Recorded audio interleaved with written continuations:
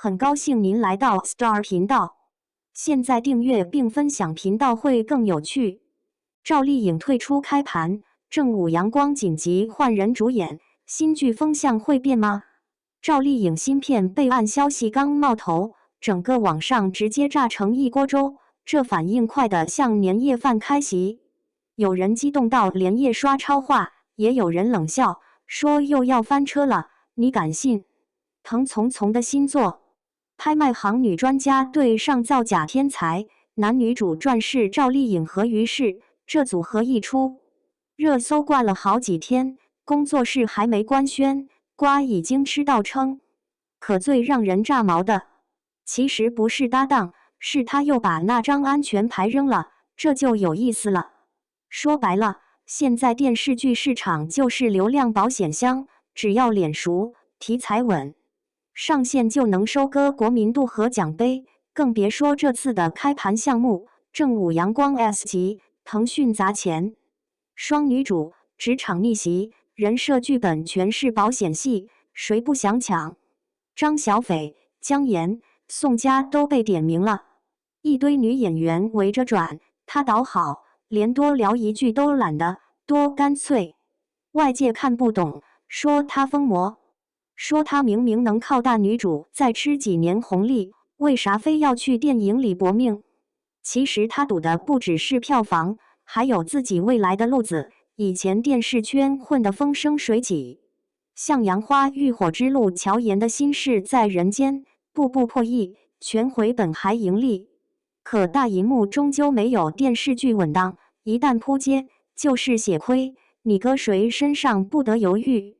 但赵丽颖像是早想通了，她这几年电影挑得越来越野，从不迷恋滤镜，也不靠大女主光环。乔妍心事里的狠妈，在人间里的素颜底层单亲，都是真刀真枪拼细节，不装不端，全凭劲儿。浮华之上的冯哥，就是那种智商拉满又克制冷静的人物，不靠打怪升级，不靠情感拉扯，全看眼神和节奏跟对手过招。这角色搁普通演员身上分分钟变成工具人。可腾丛丛笔下从来不写花瓶阿勒泰，送我上青云，哪一个不是棱角分明？于是演的造假天才，也是硬茬出身，比以往那些纯流量小生更带劲。这俩人在银幕对戏，那才有火药味儿。大女主剧里演不出来这股子劲儿。网上舆论也撕成两派，有人吐槽他飘了，说放着稳赚的电视剧不接，就爱去电影里碰运气；也有人反过来说，这是聪明人的长远布局。如今85花们年纪往上涨，同类型大女主剧卷到飞起，看多了观众也腻歪，只有不断跳出舒适区才能保命。于是本来戏路就野，从动作到智斗都敢碰，他选择搭他，就是借力打破舒适圈印象。要么一起爆，要么一起跪台下，总比在沙发上混日子强。娱乐圈规则早烂熟于心，只要你够稳，够听话，就有流量，有资源。可只要你想冒点险，换个赛道，就有人等着看你笑话。所以赵丽颖这波操作才这么刺眼。她停工几个月，不发微博，不澄清通稿，只是闷头等备案等开机。外界谣言四起，说什么带孩子躲清静，其实全不是。她只是死磕角色，把冯哥这个人琢磨透，把金钱智商的博弈演扎实。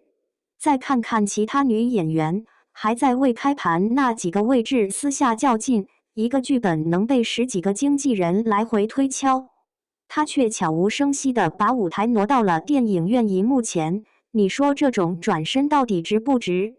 有人替她担心，有人盼着翻车，但不可否认的是，这样的人永远不会被套路困死。她已经把自己的位置拔高了一层，从国民度到口碑，再到行业认可，全都在慢慢积累，没有半分侥幸。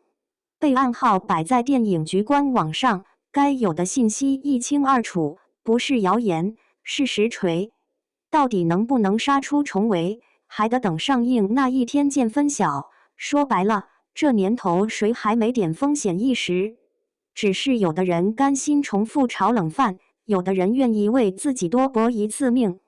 讽刺的是，每次娱乐圈动荡，总有人唱衰30岁的女演员资源断崖。可偏偏赵丽颖就是那个逆行者，她没有粉饰太平，也不解释选择，只用行动给出答案。大概率片场照不会配长文，一张照片一个句号，该交代的全在角色里。至于值还是亏，那都是以后的事。现在只剩下一句话：愿赌服输，这才是真正的大女主。